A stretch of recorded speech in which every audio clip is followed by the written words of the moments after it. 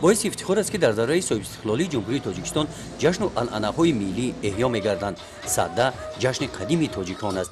این انعنه از دوره پیشدادیان از پادشاهی شاه هوشنگ آغاز یافته در دوره سامانیان و تا عصر 12 جشن گرفته می‌شد. بعد 1000 سال با دستور و سفارش‌های اساسگذار صلح و وحدت ملی پیشوای ملت پرزیدنت جمهوری تاجیکستان محترم امامعلی رحمان در تاجیکستان جشن سده احیا گردید. ساکنان ناحیه واسه این انعنه ملی را در سطح بلند فرهنگی دایر نمودند. مرکز جشنواره میدان مرکز تجارتی و خدمترسانی سلطان کبیر در این روز انا همین طور از آدمان کسب و کار گوناگون پر گردیده است. جشن سده جشن می باشد که مردم را به کشت و کار بهاری آماده می نماید. در این روز جماعت‌های دهات ناحیه 20 دفعه نمایش محصولات‌های کشاورزی را تشکیل نمودند. شکر دوران استقلالیت که ما در مرکز ناحیه واسه امروز جشن سده را جشن گرفته ایستادیم. جشن سده و چون مهرگان یک جشن‌های سنتی خلق آریاتبار تاجیک بوده. محض در دوران استقلالیت توسط استقلالیت ما سنت‌های مردمی را به جهانیان معرفی می‌سازیم و پیش از نوروز عجم نیاگان ما جشن‌های سنتی خود را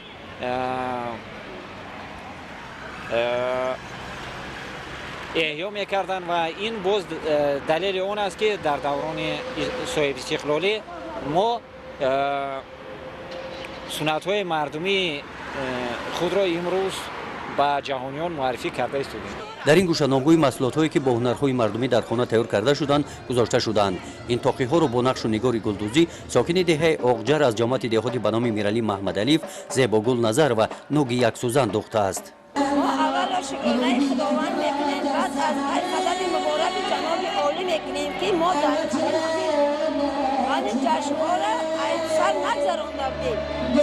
چندین سال میشود که از محنت همین شخص بزرگ ما با این جشن و این جای نیک و این خوشی و خرسانی با مملکت کنج آباد شکرانه دسترخوان فرمان، شکرانه فرزندان سرجان، شکرانه همین مملکت کنج آباد که ما را سلامت و عزت کندند.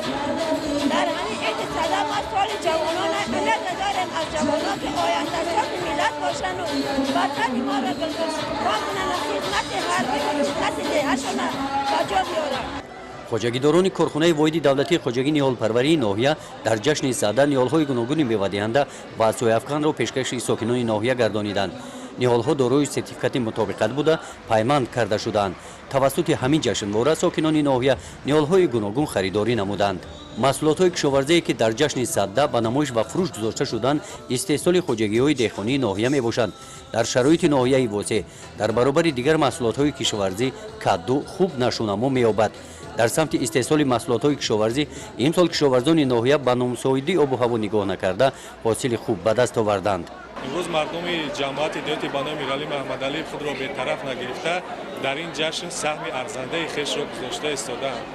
امروز پیش از همه شکرانه سیاست امروزه رهبر دولت پیشوای ملت اساسگذار صلح و وحدت ملی محترم امامعلی رحمان و در طول 25 سال استقلالیت آن دستاورد و بردباری‌هایی که امروز در جماعت میرعلی محمد علی است البته همه این در فضای صلح و آسایشتگی به دست آمده است. امروز مهنتکشان جماعت دهاتی به نام میرعلی محمد علی خود را به بی‌طرف نگرفته آن دستاوردهایی که در طول 25 سال استقلالیت به دست آوردند امروز به معرض نمایش گذاشتند. از آن جمله هنرهای مردمی انعنه نیاگان ما گذشتگان ما که امروز برای نسل نورس پیشنهاد کردند که امروز باید جوانان امروز از این برخوردار باشند، یعنی که این انعنه را جوانان ما در آینده دوام بیارند. چرا که سال 2017 را سال جوانان اعلان نمودند، امروز ما کوشش میکنیم که جوانان را به انعنه نیاگان گذشته خود باید که تجربه بای نشان دهیم. در جشنواره سده کودکان مؤسسه‌های تحصیلات تا مکتبی اشتراک داشتند. آنها بخشیده به این جشن شعرها از یاد کردند. خوانندگان مؤسسه‌های تحصیلات میانه عمومی ناحیه معلمان اشتراک نمودند. مؤسسه‌های تعلیمی ناحیه در المپیادهای ولایتی اشتراک نموده صاحب 56 مدال گردیدند. خوانندگان مؤسسه تحصیلات میانه عمومی رقم 20 تاریخ جشن سده را از خود نموده وصف آن را با شعر افاده نمودند.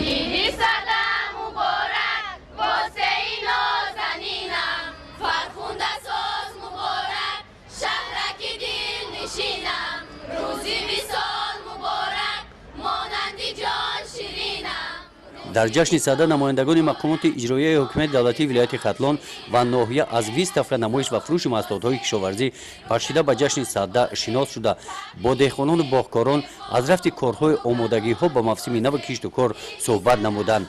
ҷашни сада дар ноҳияи восе бо намоиши барномаи консертӣ анҷом ёфт. гузориши хоҷа назриев, худойназар зуҳуров аз ноҳияи восе барои барномаи иттилооти Навид.